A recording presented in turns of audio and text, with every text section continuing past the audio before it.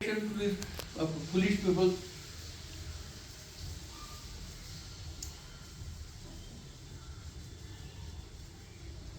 म्हणून आपण त्या मागची कारणं जाणून घ्यायला.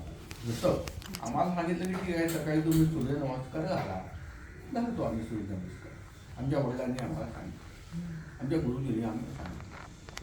मग आम्हाला त्याबरोबर माहिती पाहिजे की त्या सूर्य नमस्कार घालण्याचे फायदा काय आहे, कशा आमच्या शरीराला त्याचा आम्हाला बरोबर आहे की जिज्ञासा आमची राहणार आहे की. आपण एखादं गाणं ऐकतो,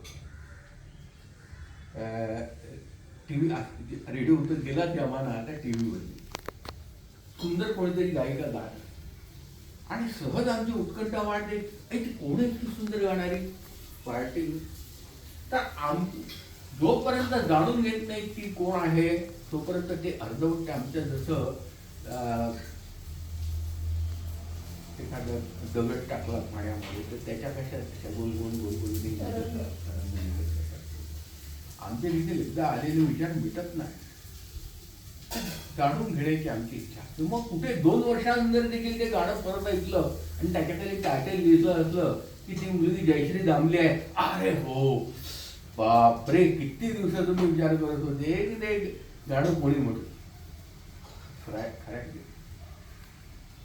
आम्हाला शारीरिक सॅटिस्फॅक्शन नको, ते तर टेम्पररी आहे, फॉर 1-2 मिनिट्स जे काय असेल ते.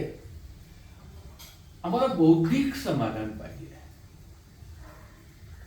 बौद्धिक समाधान 3 तास मांडी घालून बसलेली नाही मिळणार. आम्हाला ज्ञान पाहिजे.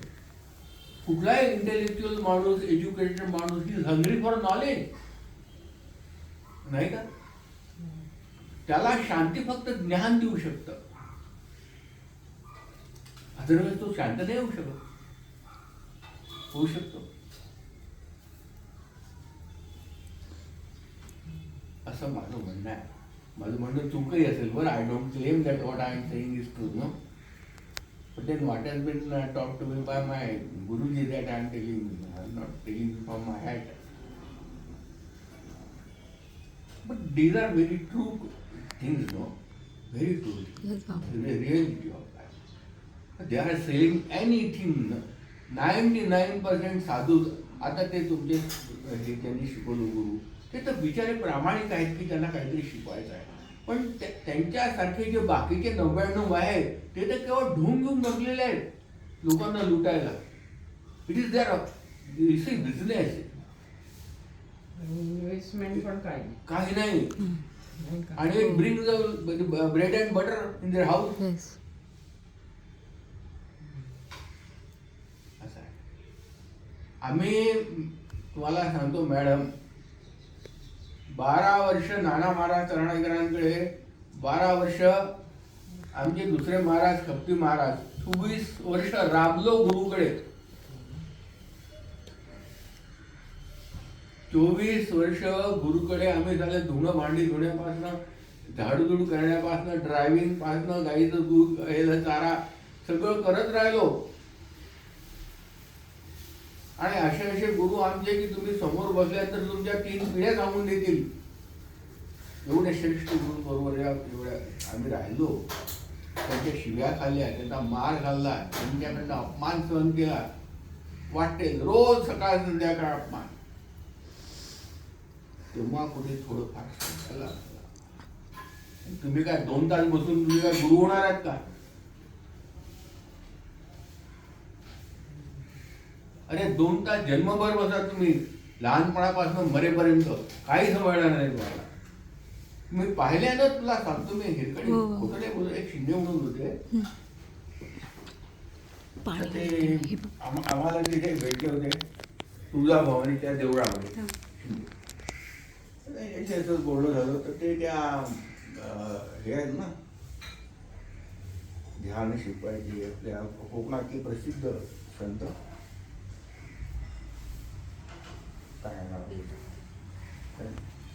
मोठं प्रस्थ आहे त्यांचं, प्रसिद्ध. शक्तिपात नाही, शक्तिपात तर गुरुवाडी महाराज आहे. हे शक्तिपात नाही, हेच ध्यानवाले, योगवाले. अंबेकर योग कुटीरवाले का? नाही अगदी तोंडावर नाव आहे बरं असं. तर त्या सैन्यांना मी विचारलं तर ते म्हणे नाही नाही मी गुरु जे आहे रोज ध्यान करतो असं करतो आणि माझं ध्यान लगून जातं. तर किती वेळ लागतो म्हणजे ध्यान लगून जातं म्हणजे थोड्या वेळाचं वाटतं आपल्याला ध्यान लागलं वाटतं म्हणजे माझी काही समाधी वगैरे लागत नाही. तर किती वर्ष झाली तुम्हाला आता 30 वर्ष झालं ना मला.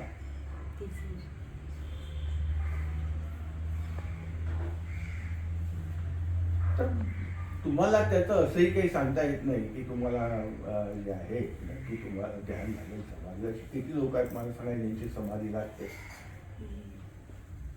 कोणाकोणाची समाधी लागलेली आहे मला सांगा.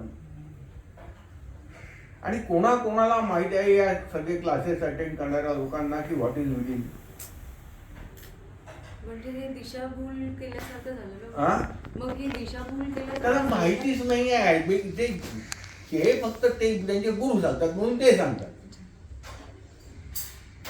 अरे त्यांच्या गुरुलाच नाही माहिती तर त्या शिष्याला काय माहिती राहणार. एकदा काय झालं तुम्हाला मी सांगतो नेहमी सगळ्यांना सांगत असतो. मी पुण्याला 15 नंबर हे प्रभात रोड गल्ली नंबर 15 तिथे राहत होतो. तिथे मागे आगाशी विद्यालय आहे. तर ही गोष्ट असावी 2002ची 2002. तर माझी मुलगी जेव्हा माझ्यासोबत होती ती मला सांगत आली की बाबा हे आकाशी विद्यालयामध्ये फार चांगला कार्यक्रम आहे. म्हटलं कशाचा कार्यक्रम आहे. तर ती म्हणाली की त्या एक हे आहे फार मोठा संत आहे आणि त्या कुंडली जागरण शिकवणार आहे. की आपले षटचक्र कुठे असतात काय असतात आणि कुंडली कशी जागृत होते ते सगळं आपल्याला शिकवणार आहे. तुम्ही जाऊ का. म्हणजे जा. त्याने मी एकटे जाणार तुम्ही पण चला. अरे म्हटलं बाबा ते मला नाही समजत काही आहे की नाही तर काय उपयोग आहे म्हटलं मला. नाही तुम्ही चला म्हणजे एकटी जात नाही तिथे कोण आहे कोण मला माहित नाही. आता त्या मुलीला सोबत म्हणून मी गेलो नंतर बरं माझ्या वयाचे बरेच लोक होते. सुरू झालं त्या मॅडमचं प्रवचन. त्यांनी एक चार्ट काढला आणि ते आज्ञाचक्र हे तुमचं मूलाधार चक्र ते जे काय असतात ते चक्र वगैरे ते सांगितलं आणि मग कुंडलीने कशी जागृत होते वगैरे सांगितलं. तर माझी मुलगी पण अगदी लक्ष देऊन नाही होत होती. मी पण लक्ष देऊन नाही करत होतो. आणि आता ते झालं आम्ही शांतपणे ऐकू. त्याच्यानंतर कार्यक्रम संपला. कार्यक्रम संपल्यानंतर त्या मॅडम दारावर उभा राहिला आणि प्रत्येकाला विचारायच्या की चांगला